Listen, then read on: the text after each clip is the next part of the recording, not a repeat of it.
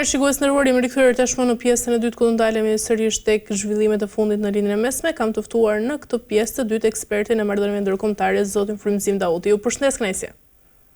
Ju faleminderit për ftesën. Atëherë, zoti Dauti, do ndalemi fillimisht tek deklaratat e forta të cilat vijnë nga Teherani që e konsideron kontrollin mbi territorin e ngushticës së Hormuzit pra një të drejtë të panegociueshme, të cilat nga ana tjetër përplasen dhe me akuzat dhe kërcënimet nga Washingtoni, ku nga njëra anë Irani flet për krime lufte dhe shkelje të armëpushimin, dhe nga ana tjetër kemi Donald Trump, i cili paralajmëron goditjen ndaj infrastrukturës kritike nëse nuk do të kemi një marrëveshje.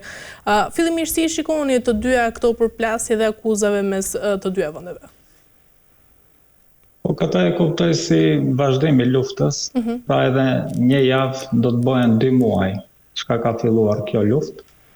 Po duhet ta kemi parasysh që edhe pse lufta në të vërtet filloi afërsisht para 2 muajve, me muaje të tëra përpiqet Amerika që ta rrëzojë regjimin e Iranit. Këtë e pa më së miri kur në Iran u organizuan proteste, me ndikim të perëndimit, duke infiltruar shumë agjentë të CIA-s dhe Mossadit Izraelit, dhe që e dim që si përfundim qeveria e Iranit apo regjimi i Iranit arriti që t'i shuajë ato protesta,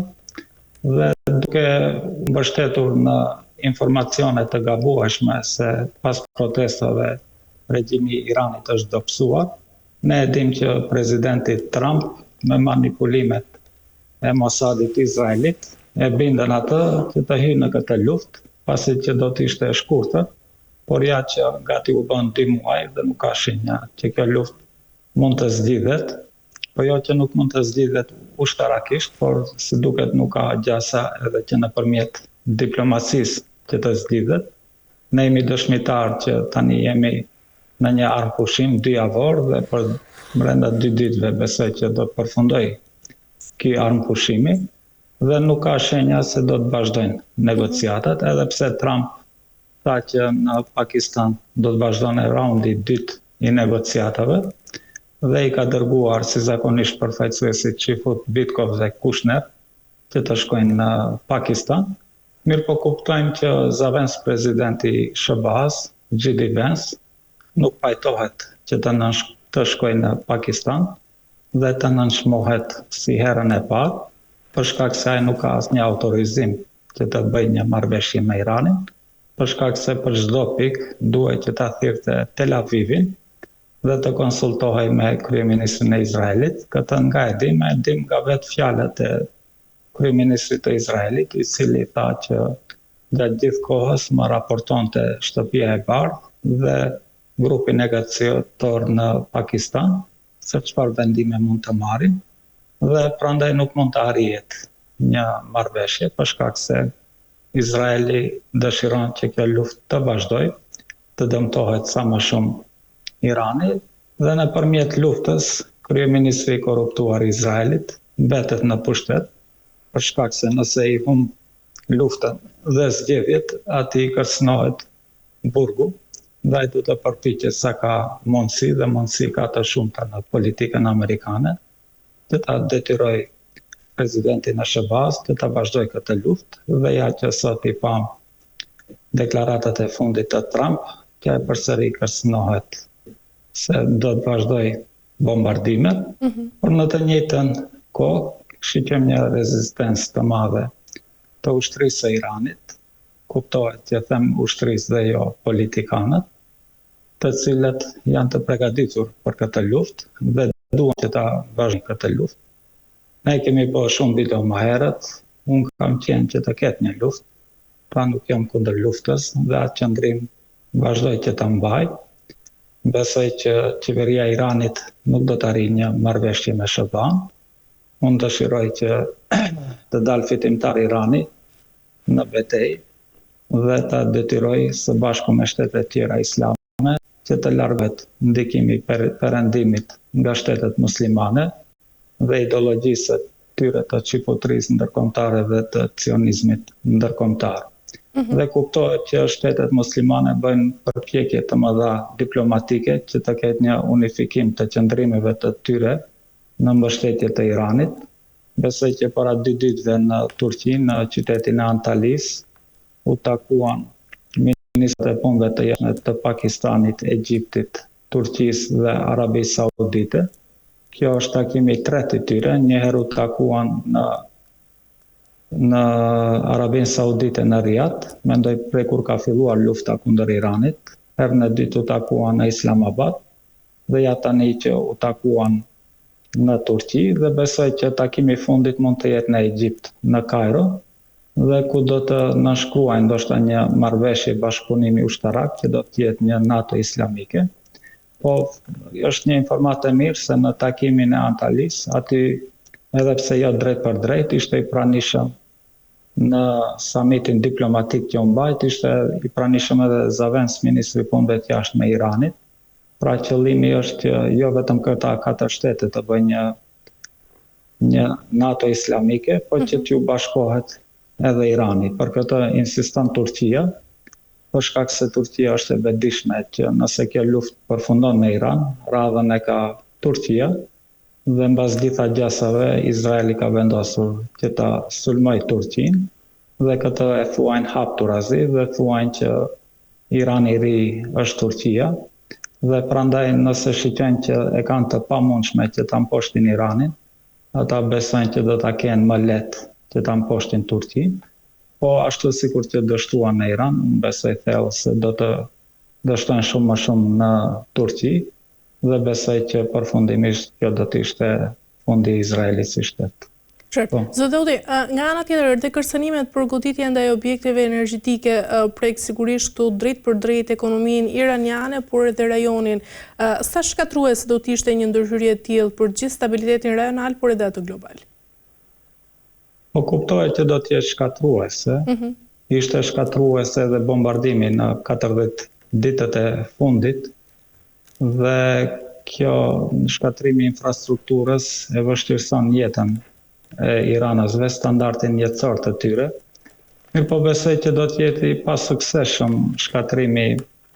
i qendrave energjetike të Iranit. Kjo edhe për arsyeën se Irani është shumë i madh dhe ka edhe gaz edhe naftën e vete, dhe nuk mund të jetë e suksesshme bombardimi i tyre, siç planifikon Amerika apo vetë presidenti Trump që thotë brenda një dite apo disa orëve do ta kthej Iranin në kohën e gurit. Kjo është e pamundur. Mirë po e kemi edhe shembullin e Ukrainës, që Rusia në 4 vitet e fundit përpiqet që ta ndërpresë Ukrainën nga rryma, dhe asesi që t'jarri atij suksesi, për shkak se aeroplanët duhet të hyjnë në thellësi të territorit të Ukrainës,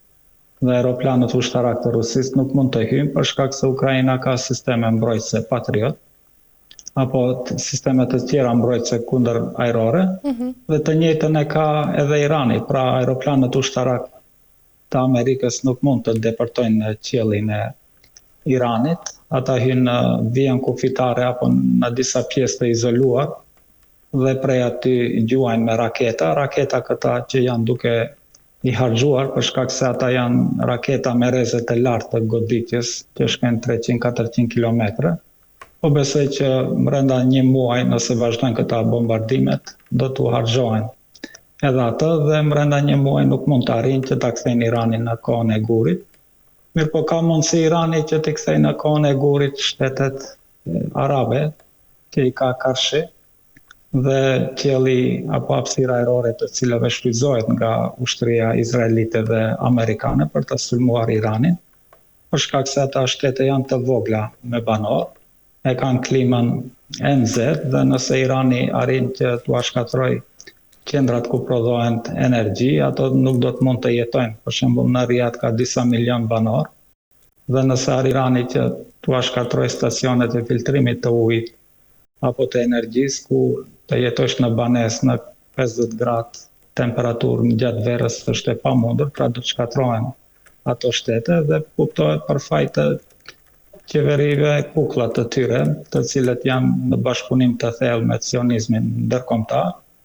dhe kuptohet që do të pasojnë të tjerët dhe jo Irani,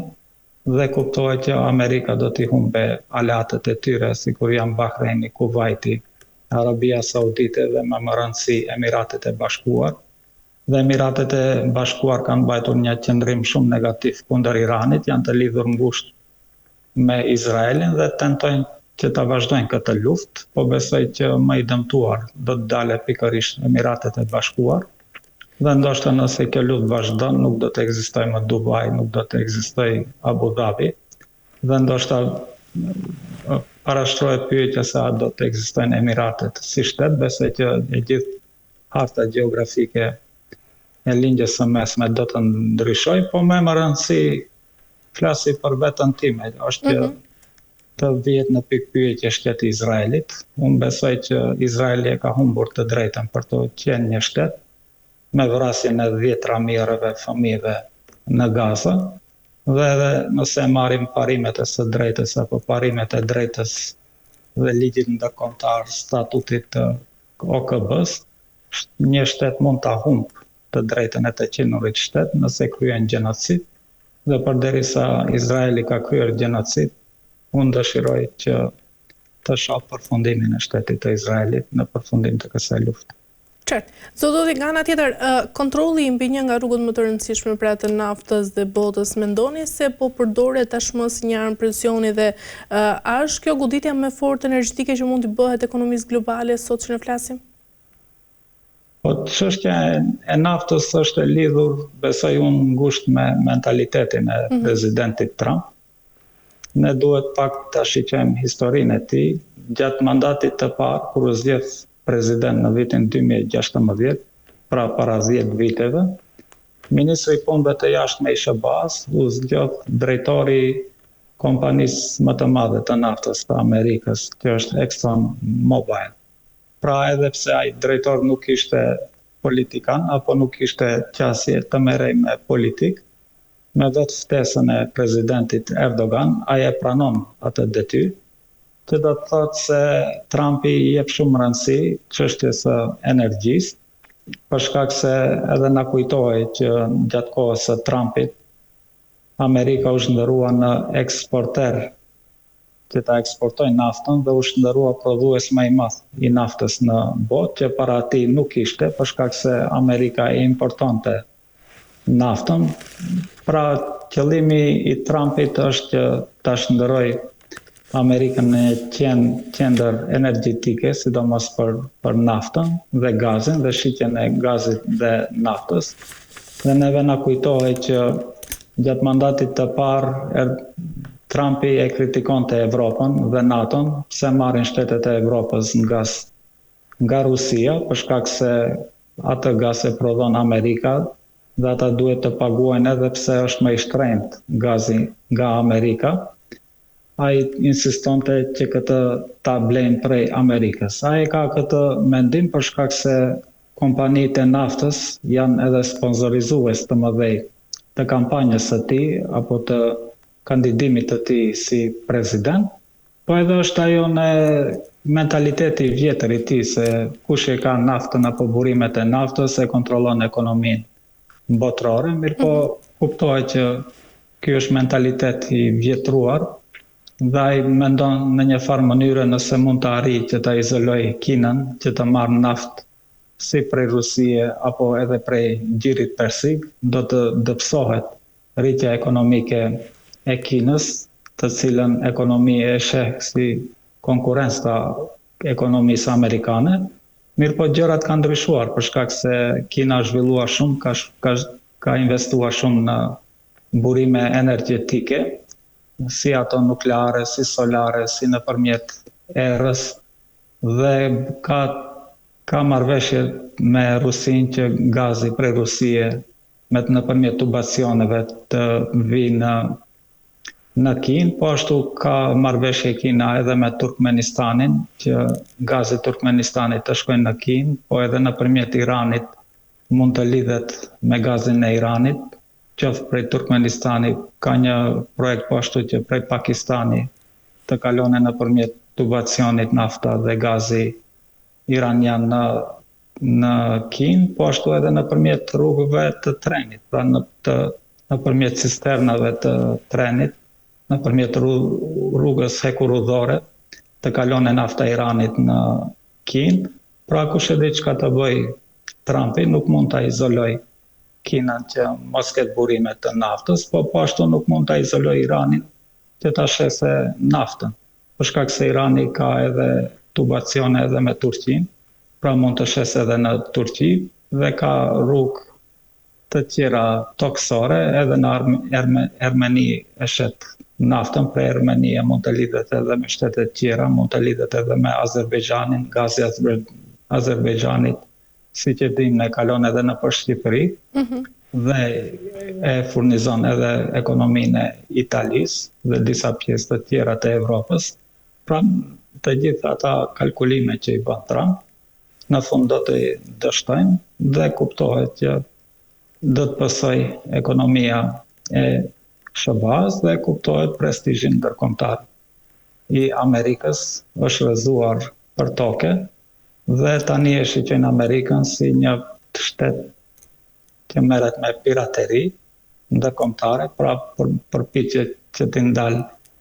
cisternat, anije cisternat të Venezuelës, e blokon Kubën, i blokon cisternat e anijeve të Iranit, po ashtu kemi lajme që edhe cisternat anije të Rusisë përpiqen që t'i ndërpresin në rrugët ndërkombëtare detare, pra shiqen që ka dalë nga kontrolli qeveria amerikane dhe si përfundim do të pësoj nga sanksionet ndërkombëtare dhe do të shiqem izolimin e SBA-s në një kohë të shkurtër. Qartë. Zotë nga ana tjetër duket se ka pasur dhe një mesazh për lajmërimi nga Mojtaba Khamenei, pra nuk e dim se sa e vërtetë është, pasi nuk ka një dalje publike të tij ku flitet për fitore dhe rezistencë për në të gjithë kulmin e këtyre tensioneve mes të dy vendeve. Si e keni parë dhe nga ana tjetër dhe retorikën e shprehur për armiqtë të brendshëm dhe separatistë, e cila tregon se ka edhe tensione brenda vetë Iranit? Po besoj që brenda kësaj periudhe të shkurtër të armëpushimit, Irani është përqendruar në separatistët e mundshëm apo tradhtarët e mundshëm brenda territorit të Iranit dhe besoj që policia e Iranit ka pas suksese në këtë pikë, për shkak se shiqem që në këta 2 muaj nuk kishte as pak rezistencë brenda Iranit, edhe pse e dim edhe atë nga fjalët e presidentit Trump që Amerika ka dërguar shumë armatime në Iran, sidomos në përmjet separatistëve kurd, po shiqen që këta nuk kanë sukses dhe kjo është merit e policisë iraniane dhe shërbimeve sekrete iraniane, po jo vetëm atë, unë besoj që në këtë pikë i ka ndihmuar Turqia shumë, për shkak se ata përpiqen nëpërmjet PKK-s, që është organizatë terroriste e kurdëve dhe që ka degët e saj si në Siri, si në Irakun verior, po ashtu edhe në Iran, dhe kuptohet bazën e kam patur në Turqi, përpiqen që ti mobilizojnë këta separatistë dhe terroristë kurd, që nuk përfshin popullin kurd këtu, po i përfshin ata kurd që janë të indoktrinuar me ideologjinë e Izraelit, që izraelitët dhe kurdët janë popull të afërt dhe në planin e zgjerimit të Izraelit,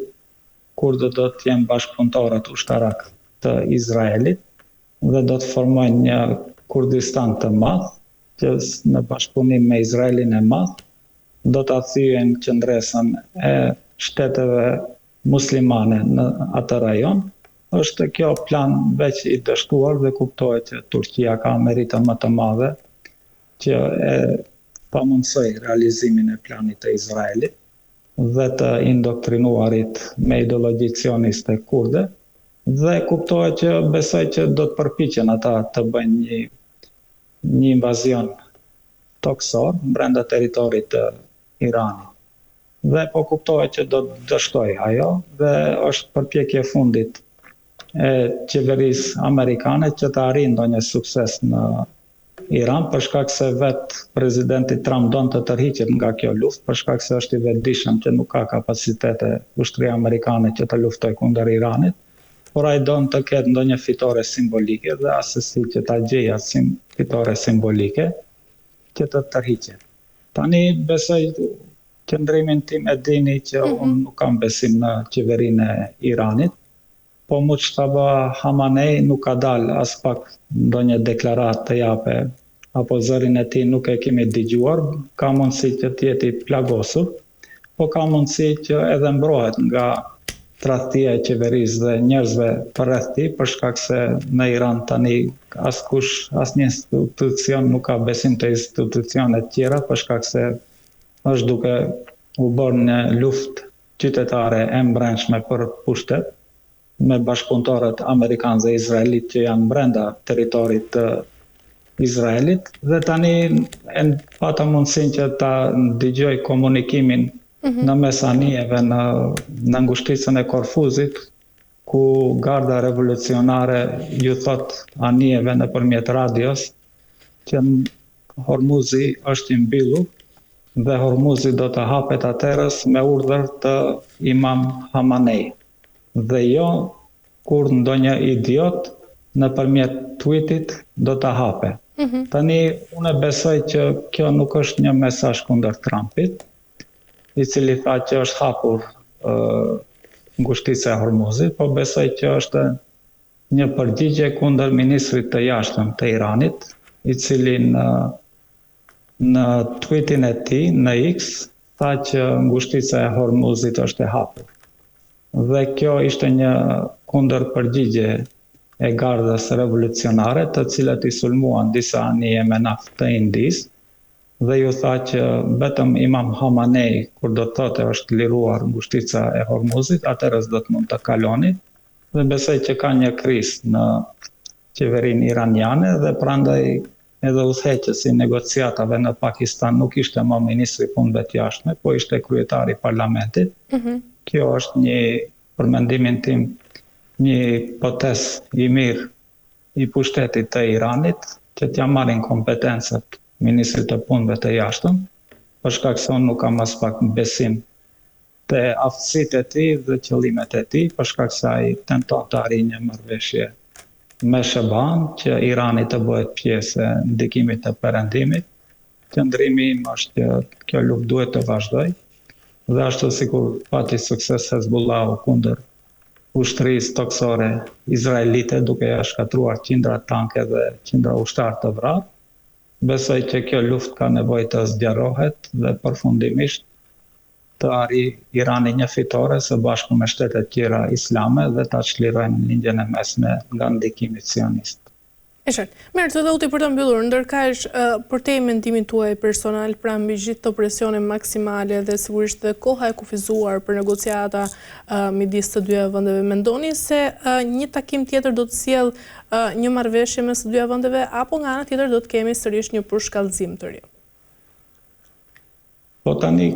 takimi në Islamabad ishte tentimi i tretë brenda një viti për të arritur një qëllim. Tani Trumpi tha që të hënën, pra sot, Kushner dhe Witkoff do të shkojnë në Islamabad, po ne duhet ta kemi parasysh që Trumpi mendon shumë afatshkurtër dhe përpiqet që ta manipulojë berzën dhe aksionet e berzave, dhe sidomos çmimin e naftës. Pra e ditën e diell jep një lajm optimist se fjala do të vazhdojnë negociatat në Islamabad, që mos ketë ndikim shumë në çmimin e naftës. Këtë po ashtu e bëri ditën e premte dhe tha që është hapur e gjithë Hormuzi, faleminderit të gjithëve, dhe kishim rënien e çmimit të naftës dikon 13% të vlerës. Mirë po besoj që këta do të mbeten tentime të pasuksesshme, për shkak se gati se gjithë janë bindur se tweetet e Trumpit më nuk merren seriozisht, dhe është një gënjeshtar patologjik, pra çka fantazon në kokën e tij për ta shpëtuar aksionet e bursës apo vlerës së aksioneve, ai shkruan dhe jo të bazuar në realitet, dhe besoj që së shpejti do të përballet me të vërtetën e hidhur, se nuk mund të kaloj lehtës nga kjo luftë, se Irani nuk do të kapitulojë. Irani është forcë e vërtet, Irani ka mbështetjen e shteteve të tjera islamike dhe me më rëndësi këtu është Turqia, dhe është kafshat që nuk ka përdihet, pra nuk e ka atë kapacitet SBA-ja që të luftoj kundër gjithë atyre qindra miliona banorëve të lindjes së mesme, të cilët kanë një ushtri mirë të motivuar, mirë të përgatitur, dhe nëse shqiptem nga ana tjetër, ushtria amerikane nuk ka as pak motivim, për shkak se kjo luftë është e padrejtë, është luftë agresore, është luftë që bëhet për interes të Izraelit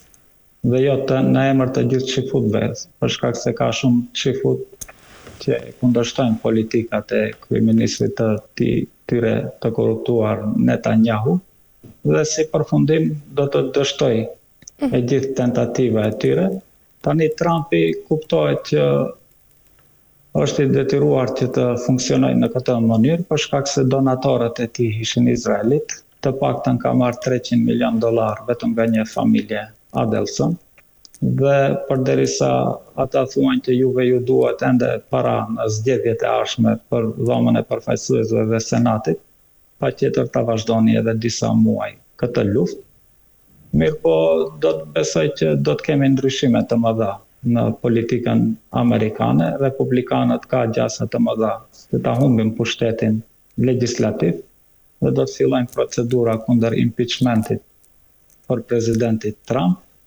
dhe e gjithë politika amerikane do të ndryshojë, për shkak se edhe politika e brendshme e SBA-s nuk lejon që më të bëhen lufta, për shkak se shteti amerikan është duke falimentuar, perandoria amerikane është duke falimentuar, ata njihet luftarake që e kërcënojnë Iranin. Besoj që nëse thellohet kjo luftë, të gjithë do të zhyten në det dhe do të kthehet si një perandori e shkatuar në territor të tyre, dhe ju dëshirojmë sukses që në rajonin e tyre të kenë sukses si ekonomik, po ashtu edhe që të përmirësojnë jetën e vetë shtetasve amerikan dhe mos përzihen në punët e shteteve të tjera, se cili shtet çfarë regjimi apo çfarë parime do të qeveriset. Lindja e mesme është muslimane dhe do të qeveriset me vlerat islame